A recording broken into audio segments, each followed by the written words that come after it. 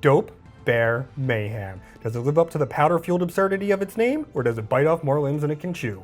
I'm Ryan Riley for Sketchy Behavior, and this is my review for Cocaine Bear.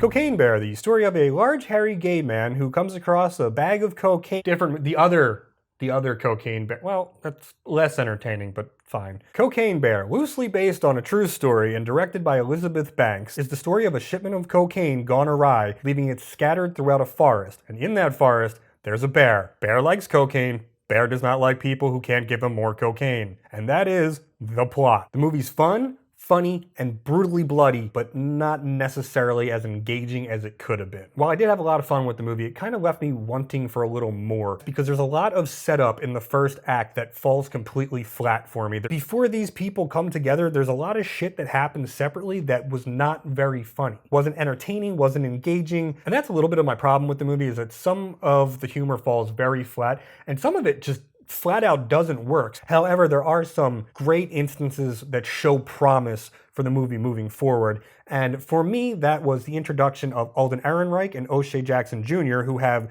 the biggest through line through the story, as they are the ones searching for the lost cocaine. And Alden Ehrenreich is legitimately hilarious in this movie. It fucking did cocaine. A bear did cocaine. And I thought those two really worked well as a dynamic together. Now, the other two characters that are introduced early on are these two kids, man. These kids are phenomenal. And while the girl herself is funny, she doesn't get quite as much screen time as the young boy playing Henry. And man, this kid runs with it. He kills it. He is so funny. I don't think there's a moment in that movie that I did not personally find that kid hilarious. Every single time that kid was on screen, I was fully engaged. I was laughing my ass off.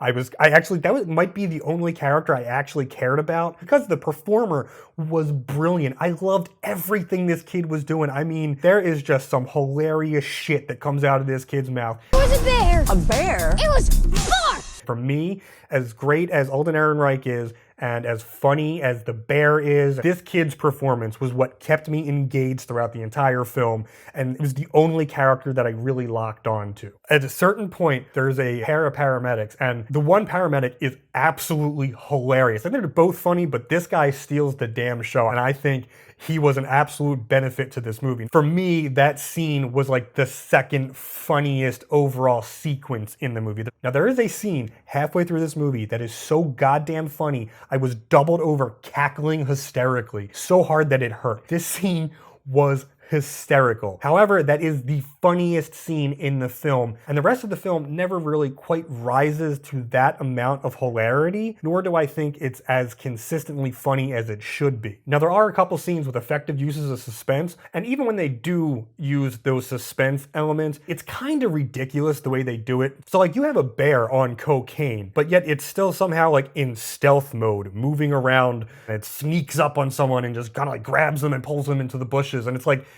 how stealthy can a bear whacked out on cocaine possibly be? I don't know. I haven't done the studies. I could be wrong. Maybe they're stealthy as shit. Who knows? Also, there is one massive error of ADR usage in this film, and that is with Ray Liotta at the end. There is like a full-on sentence of dialogue that he is supposed to be saying, and it's a very animated line of dialogue, and his mouth is not moving. If you're going to have a line that needs to be ADR'd into the movie like that, but you don't have his lips moving in sync to it, just cut to another reaction shot. Cut to him, start the line, then cut to a reaction shot and finish the line. Why would you hold focus on the actor if his mouth isn't moving for an entire sentence? This is an hour and 35-minute long movie, and I was kind of checking my watch as the third act kicked in. Like, that is never a good sign, and I don't think the pacing is atrocious. It's just that there's a lack of plot moving the story forward, so I don't really give a shit about a majority of the characters that bite the dust. Most of the characters in this movie were kind of just fodder for the bear, which is fine. You want the bear tearing people apart, you want limbs flying off, you want him chewing on somebody's face and stuff, and that stuff is all really well done. It's all gruesome, it makes you kind of like, right? It gets that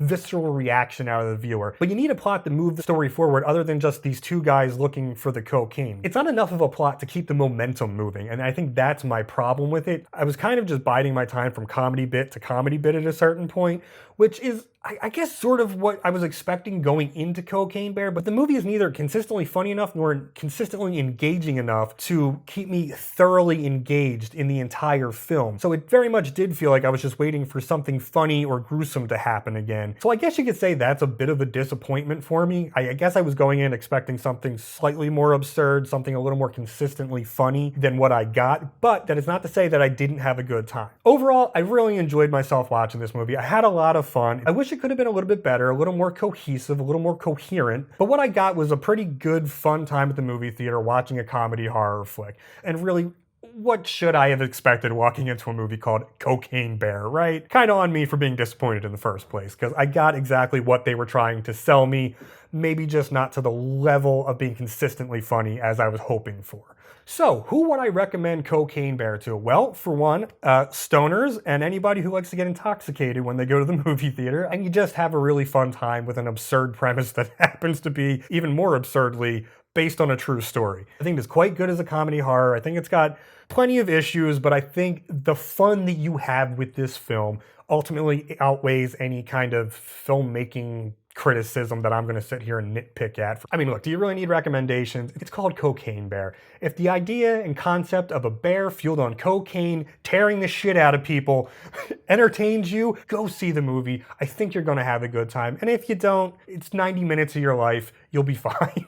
Anyway, that's just my opinion. Jump in the comments below and let me know what you thought of the movie. Don't think of me as a critic.